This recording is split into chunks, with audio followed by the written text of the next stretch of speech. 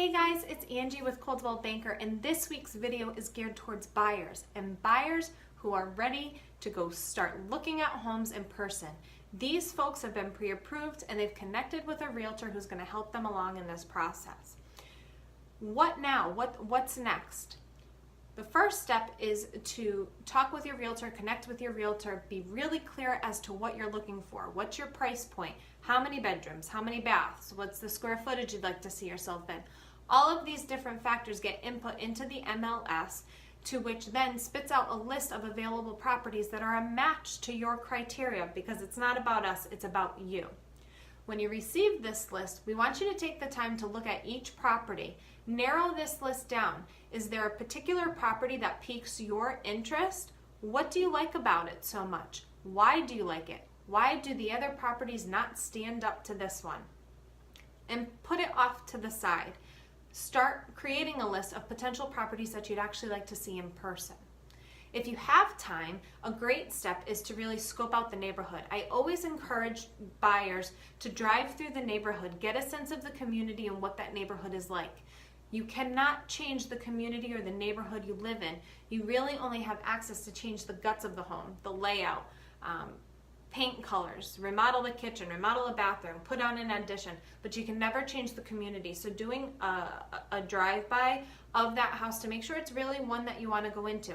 And now, depending on the time of the year, not everybody feels they have time to do this, but it is an important step to really narrow down the list of properties that you'd like to see in person.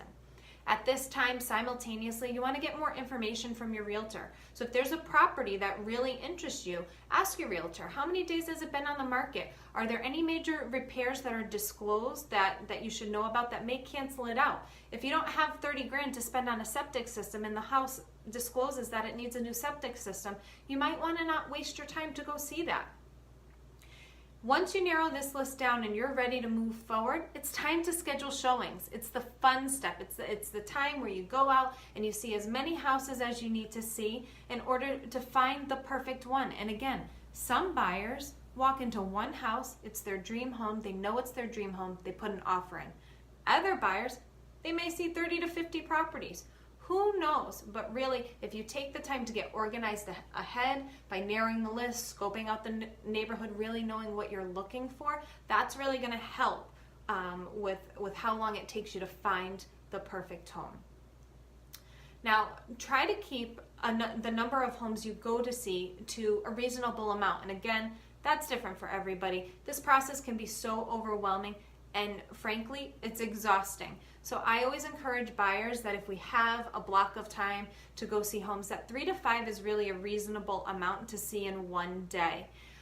You want to make sure that the properties you go see are fresh in your mind, even when you get home and you're reflecting on each property you've seen. Like I said, it's exhausting. The day's exhausting. Who would have thought all of this fun, but really it does get exhausting. But more importantly, we want those properties to be fresh in your mind so that you can reflect on what were the pros of this property versus that property. What can this offer me versus this property? With that, if you can't stop thinking about a property but you're not quite sure if you want to submit that offer, schedule a second showing. This is perfectly normal and so many people do it, and it's really a great thing.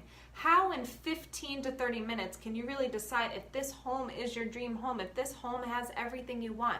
Schedule a second showing.